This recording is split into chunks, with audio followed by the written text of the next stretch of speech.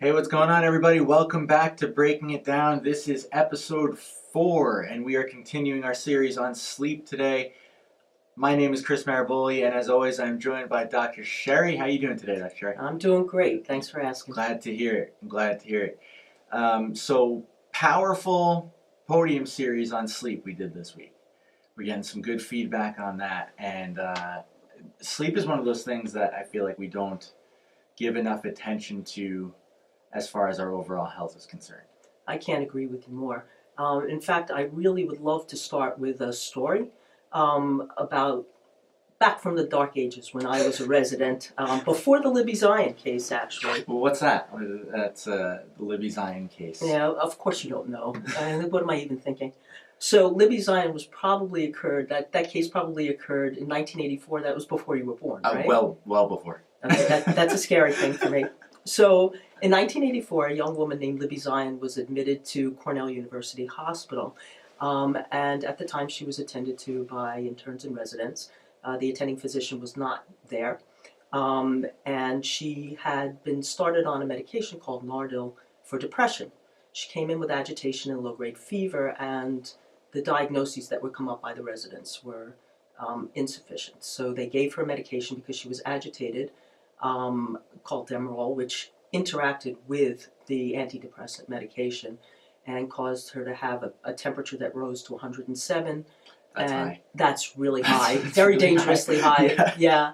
And she ended up with something called serotonin syndrome and ended up dying. Now, her father was a prominent journalist and lawyer, and he, of course, tried to change the system. He basically said, look, because the residents were unsupervised and because they had hours and hours of lack of sleep, this needed to be changed because that's probably what contributed to the death of his daughter.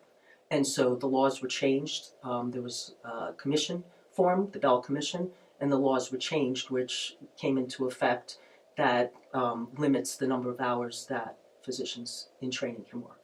Okay. Oh, wow. Okay. All right. Yeah, so, it's been beneficial in some ways, and it was fought, actually, for a lot of years with the feeling being that if, I remember going through that transition with my residents when I was teaching, there's a lack of continuity of care then, because you're, not following. You're switching off doctors. Exactly. Yeah. That's interesting. Yeah. So, but before that, it was just the Wild West. You could work for...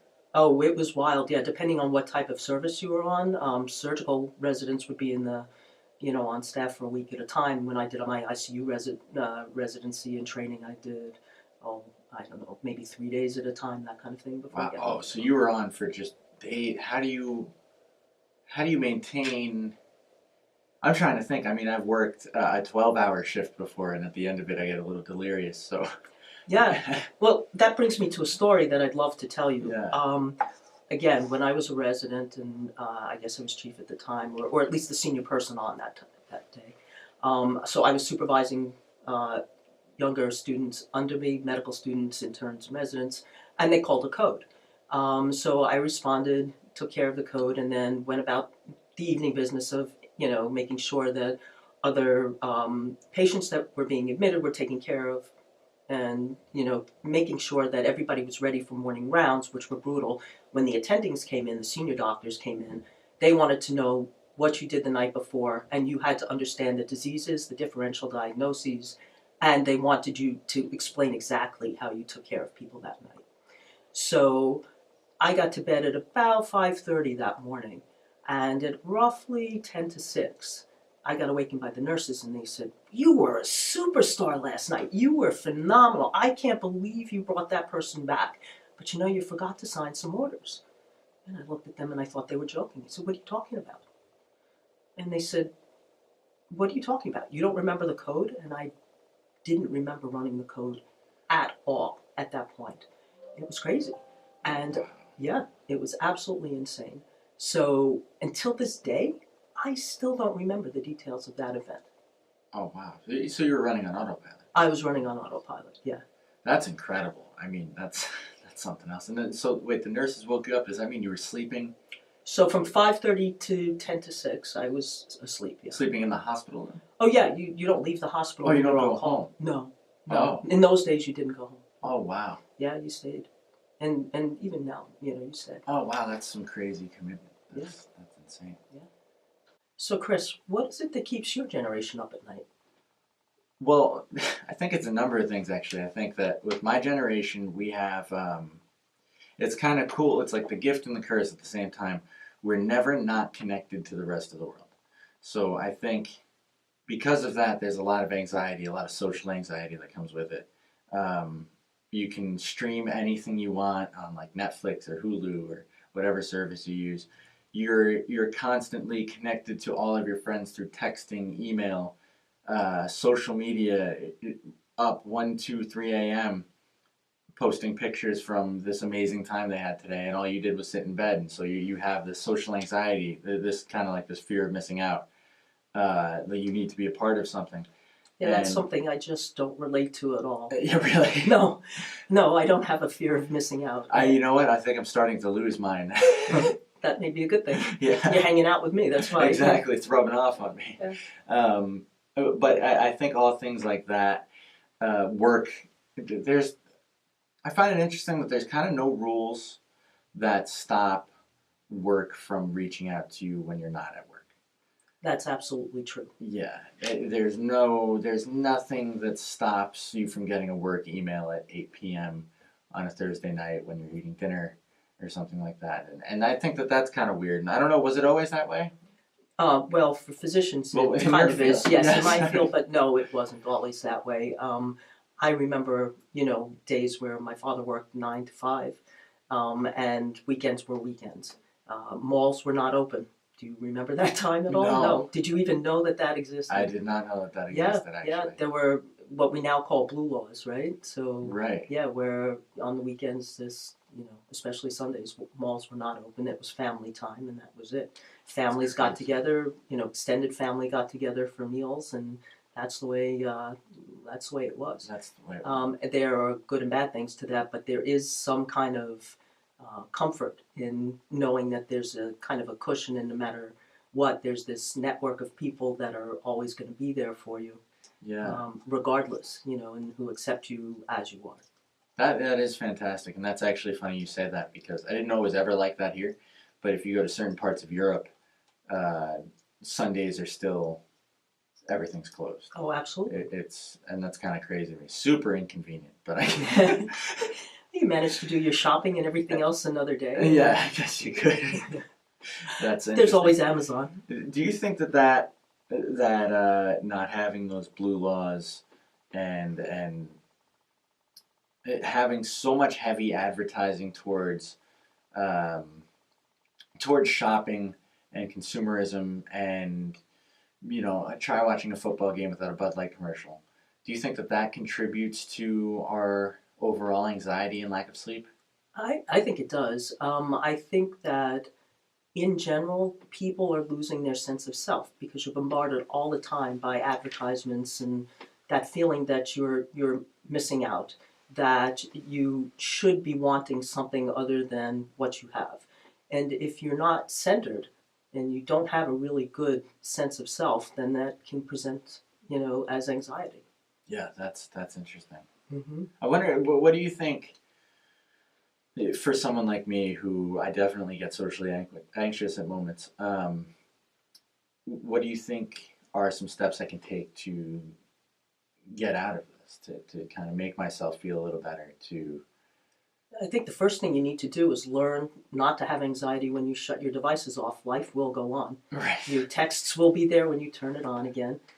That allows you time to explore who you are a little bit more, other interests, whether it be music or reading or hiking or connecting with somebody in person and actually having a conversation. You mean like face-to-face? Like face-to-face. I don't. Right. Well, it's interesting. I mean, even dating, right? So in my generation, you were introduced to people, or, you met somebody someplace. And that's a comfortable thing. From my generation, if you ask people if you're swiping left or swiping right, which do you trust more? Or meeting somebody, they're going to say, well, meeting somebody face to face. And in your generation, it's not the case. It's the total opposite. It's the complete opposite. Yeah, you don't meet people anymore. No, That's crazy. And it's more comfortable for you to read their profiles. And well, yeah, because it's almost like you're not. It's dehumanized in a way. It is There de-energized, is. yeah. Yeah, that's interesting. I do want to circle this back to sleep, though, just to stay on topic a little bit. Um, all of these things, all of this connectivity, having these devices, are clearly affecting the way we sleep, which affects how we do everything else. Um, Absolutely. So when you don't get enough sleep, tend to be more short-tempered. You don't need to be a doctor to know that. yeah. Which can interfere with your work relations and your social relations. You're likely to make more mistakes at work, and if you're, for example, a welder, that could be catastrophic. And if you're trading stocks and you're not alert, that can be catastrophic. So all of these things definitely have a problem. And so some of the things that we can do are, one, disconnect. It's something that you can do. Try it. Try to drink a little bit less caffeine before you go to bed. Eat a little bit earlier. Try not to eat a heavy meal 2 hours before you go to bed at night. And these are some of the things that you can do. There's a medication called melatonin, which is a natural hormone, which can be used in some cases to facilitate sleep. And in fact and there's some early studies that show may help with nighttime blood pressure problems, and also may in fact help repair with ALS, and has some promise with some dementias.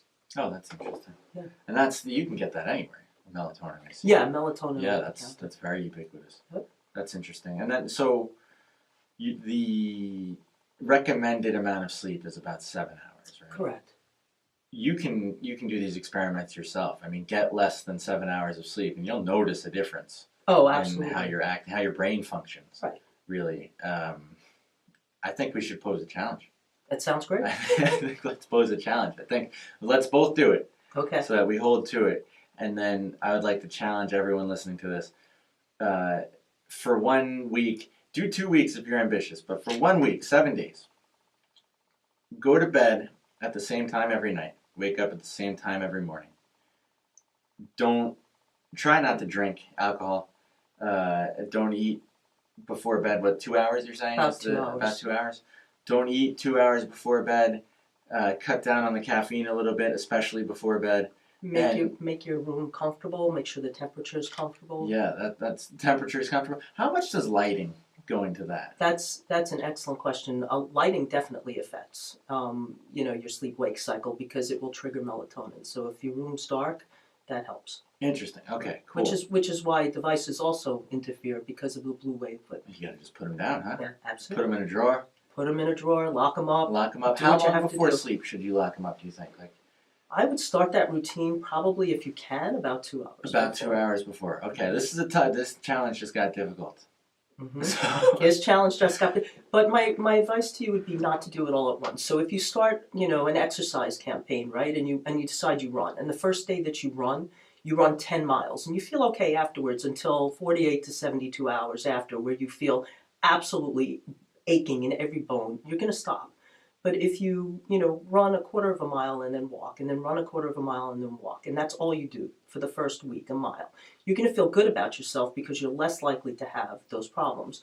So if, for example, you go to bed at 2, but you really need to back your clock up till 12, try cutting off about 15 minutes every 2 to 3 days, right, for a while, because your body will have time to adjust to that little increment. And that will make you feel better about yourself, because it won't be that bad. It's not that major jump. And then if you back it up another 15 minutes, okay, now you're half an hour closer to your goal, right? Right. So now you've achieved a goal, you're closer to where you want to be. And even that much is likely to help you. It's incremental. Mm-hmm. That's interesting. Okay. All right, let's do it. Let's do that. Let's do it. I want you guys to write in with your sleep experiences and see if you notice a difference in this week or so. Is there anything you'd like to add to this, Dr. Sherry? No, I think that's pretty good. I think right. we're on for the challenge. I think so. I did just want to bring up, we like to do quotes on the show, right? Yes. So I think you have one, and I also have from the Dalai Lama. Right. He says, "Sleep is the most wonderful of meditations." Right. And Steve Jobs is credited as saying, "For you to sleep well at night, the aesthetic, the quality, has to be carried all the way through." That's fantastic. That's a quote about consistency, too. Yes, it's a quote about consistency. It's a quote about knowing yourself personally and professionally. That's another big part of what we're talking about is knowing yourself. Exactly. Know your limits, know where you are. Don't have that fear of missing out. You don't need to be, for my generation, you don't need to be on Facebook until 1 a.m. I think you'll be just fine without it. And I think we got to sign off here. I think so. this is a good one. Please go back and listen to the episode we put out earlier this week. It's very scientific. It's very we get into. No, actually, Dr. Sherry lectures us a little bit about sleep and why it's important and the benefits of it. It's fantastic. That was episode 3. You can reach us on Instagram at doc.sherry or at Chris Maraboli. Dr. Sherry? Until next time, it's just a reminder to live each day with passion, compassion, and introspection. I love it. Let's keep it up. This is awesome. Thank you for listening. Have a good week.